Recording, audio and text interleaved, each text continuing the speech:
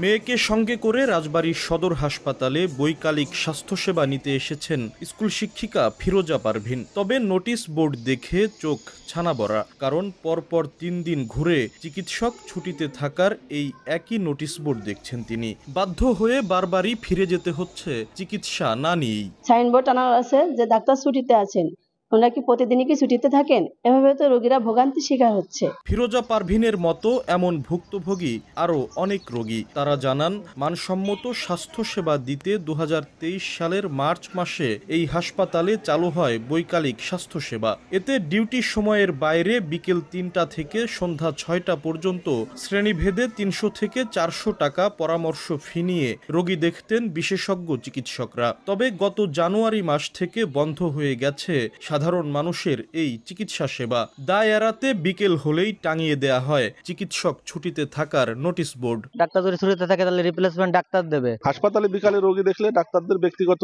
চেম্বারে রোগী দেখা হয় না, যেখানে তাদের আয় কমে যায়। অনেক দরিদ্র মানুষকে প্রাইভেট ক্লিনিকে যে চিকিৎসা সেবা গ্রহণ করতে হচ্ছে। তবে হাসপাতাল কর্তৃপক্ষ বলছে, রোগী কমে যাওয়ায় বৈকালিক স্বাস্থ্য সেবা দিতে আগ্রহ হারিয়েছেন চিকিৎসকরা। সরকার যদি বর্তমানে একটা নির্দেশনা থাকে এই বিষয়ে কঠোর অবস্থান নেওয়ার জন্য, আমরা নতুন করে আবার পুরোদমে মাইকিং এর মাধ্যমে আমরা আবার এই সেবাটা চালু করতে পারি। রাজবাড়ী জেলার প্রায় 12 লাখ জনসংখ্যার চিকিৎসা সেবার প্রধান ভরসাস্থল জেলা সদর হাসপাতাল। আশিকুর রহমান, সময় সংবাদ, রাজবাড়ী।